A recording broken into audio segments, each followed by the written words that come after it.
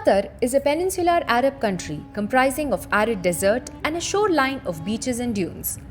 The food culture of Qatar has been strongly influenced by rice and spices that arrived from India.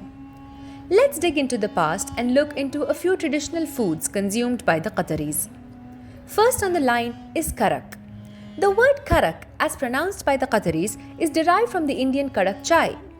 Tea leaves and sugar were both ordered from India. Here's another letter of 1939 on the arrival of a ship delivering 100 bags of sugar. This is why karak is prepared using milk, cardamom, saffron, ginger and lots of sugar, similar to a typical karak chai of India had by Qataris on a daily basis. Second on the list is balalit, a traditional dish of Qatar consumed for breakfast. It is a casserole of noodles with sugar, cardamom, saffron, topped with a flat omelette. The vermicelli is first roasted and is then cooked in butter, sugar, rosewater, saffron, cardamom mixture, soaking up all of the flavor. Balalit is very similar to the falude of Persia and the sheer khurma of India, suggesting that the dish was influenced by merchants that sailed from the Malabar coast to Qatar. Third is the national dish of Qatar called majboos.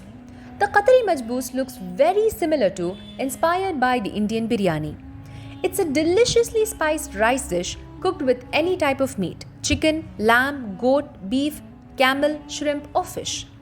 Finishing touches include sprinkling rosewater and lemon juice over it.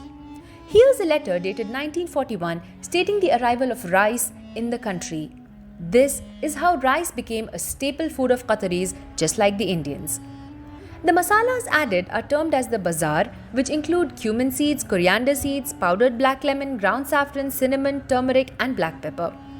Here's a list of ordered spices from India. The majboos is served in a single plate and everyone consumes in the same dish. This one dish main course in Qatar stems from two reasons of Bedouin cooking.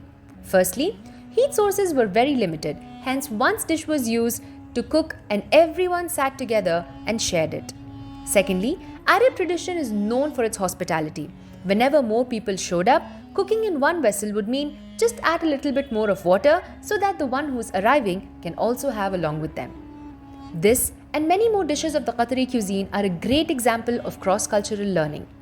The use of Hindi words in ancient letters such as kopra for coconut oil, methi seeds for fenugreek seeds, atta for wheat flour, and the arrival of spices to Qatar gives a deeper understanding of cross-cultural learning.